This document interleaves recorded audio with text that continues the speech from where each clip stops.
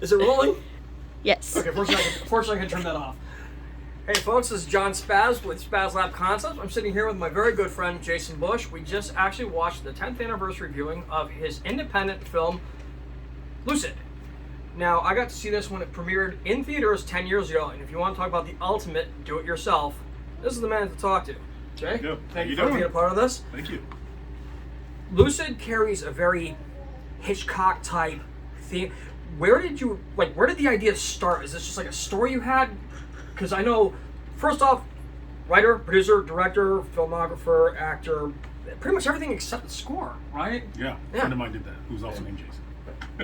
All right, we'll cheat. But yes, like where did it start? How did it develop to being a movie we actually saw in a theater?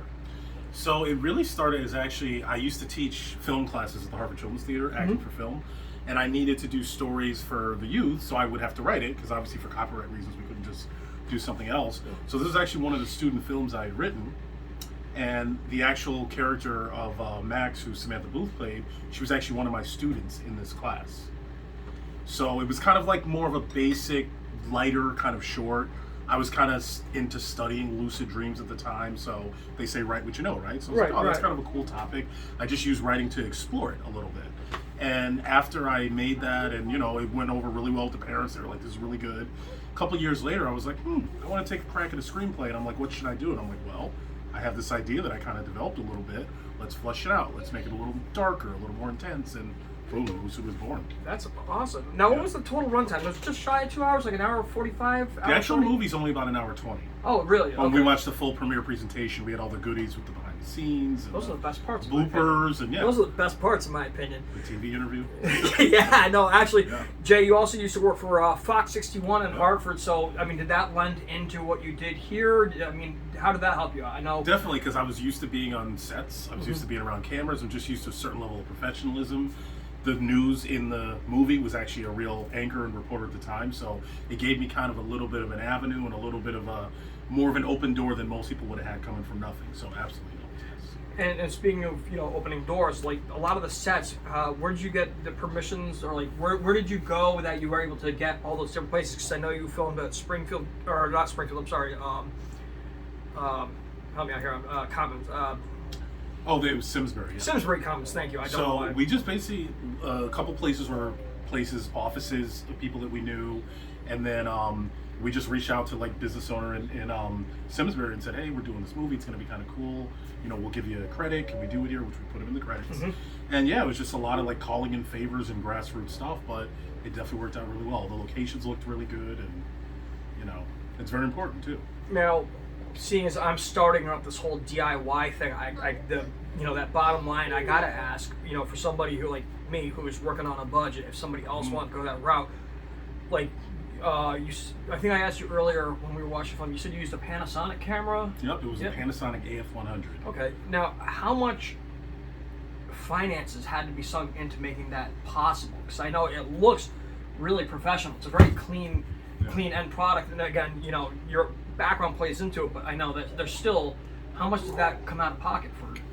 So it was the whole movie was done for about $10,000, and me and my co-producer, we kind of split that, and we just got lucky because we had some really good, talented people that, yes, they got paid a little, we call it a stipend, but they really helped us out. It was like about a month-long shoot, and they worked for much less than what a scale would have been, but everyone liked the project and really was excited about it, so we all had fun. We can see in the bloopers, we were all just having a really good time. Yeah. But we had I didn't expect, we got all of our lights for free. Someone lent them to us. All of our grip gear, for free. The locations didn't cost us anything. So there were just so many things that could have gone one way or the other that all went the right way. My friend scoring the film, which was a huge part of the feel of it. He just one day presented that to me at work and was like, here you go. And I'm like, this is awesome, And any one of those things doesn't happen, it's not as good of a movie. And the director of photography we used, who was up and coming at the time, he's since gone on to do like Netflix documentaries, national ads, Wayfair.com, Papa John's. So the reason the film looks so good is because we had someone of that caliber right before they launched. That's awesome. So that was huge. No, that's excellent. I mean, there's also, like you said, the blooper reels. You guys were just having fun with it. Just having a good time. Yeah. And then it escalated to the point where when the final product, it was premiered at West Hartford Movie Theater, which is a beautiful theater. I still go there because it's just a great theater over at Blueback Square. Right. It was like the original luxury cinema before it was a thing. Right. And plus, you can go to Cheesecake Factory right afterwards. But I mean, like I said, this is, I'm trying to start up my DIY community where I'm, building my guitars. I'm doing my recording. I am working on an album. I apologize. This is the first video in a while. But, I mean, is there anything else you might insert on that idea, for people that are, up and coming, turning projects into something more than just a project? So what I would say now, YouTube was actually a new thing back then. It was pretty new. That is true. Right? Which is crazy to think about, because now you're going on 20 years. Back then, it wasn't even 10 years old.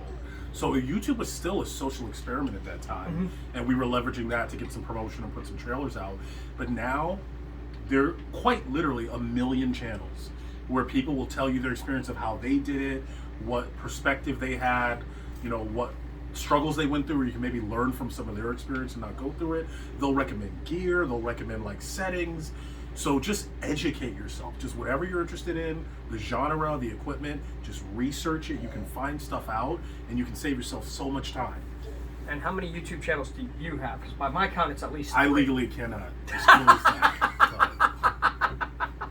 I will, in the description, plug a couple of But they're all subscribed to each other, so yeah. I will put a couple in the description if that's cool with you. But well, my production company spawned from the name of this Lucid Productions. Okay. So there you go. Okay, there you go. There's Lucid Productions, yeah. Yeah. But Jay, dude, thank you so much for chatting with us. Thank you for showing the movie again. Yeah. Thank you for being a good friend. Memory lane. Exactly. I've known this kid since high school. Yeah.